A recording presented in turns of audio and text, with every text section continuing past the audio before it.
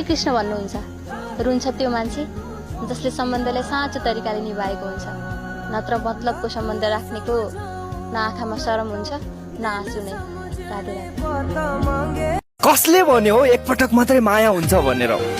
मैले त जब जब तिमीलाई याद गर्छु नि त्यति नै धेरै माया हुन्छ। धेरै भयो, न त फोन न त मेसेज। व्यस्त भएर हो कि मन बदलिएर हो थाहै भएन। यो म अनि यो मेरो माया, यो माया भित्र जहिले झगडा।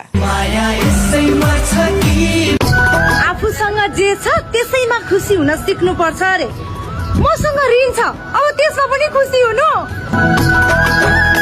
एउटा जिन्दगी छ आफैमा प्यारो छ, अर्को तिमी छौ जो जिन्दगी भन्दा पनि प्यारो लाग्छ। सुकेपछि पात आफै झर्छ, के गुनासो गर्नु हावासँग। स्वार्थ पूरा भएपछि मान्छेहरू आफै टाढिन्छ, के गुनासो गर्नु प्रेमसँग। अब त मलाई एक्लै बस्न मन लाग्छ। यो दुनियाँको देखावटी माया अनि स्वार्थको लागि जोडिएको नाताहरूदेखि म थाकिसके।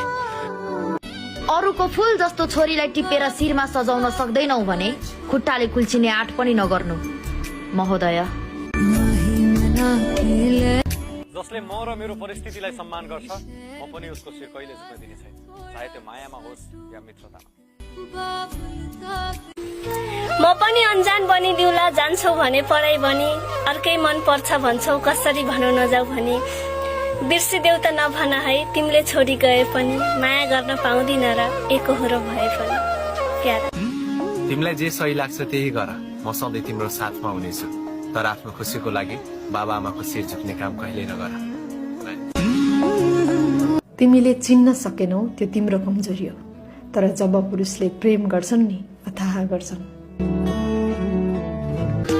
झन्झन टाढा हुनेलाई के नै भन्नु छ र, आफ्नै मान्छे हुनेलाई के नै भन्नु छ र। मनको माया नबुझेर धनको माया हेरी छोडी जाने बैगुनीलाई के नै भन्नु छ र।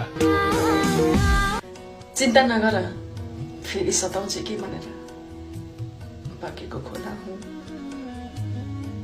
अब फेरि फर्केर आउने छैन। बाटोमा हिँड्ने बटुवाले बिर्सियो भनेर के मन दुखाउनु।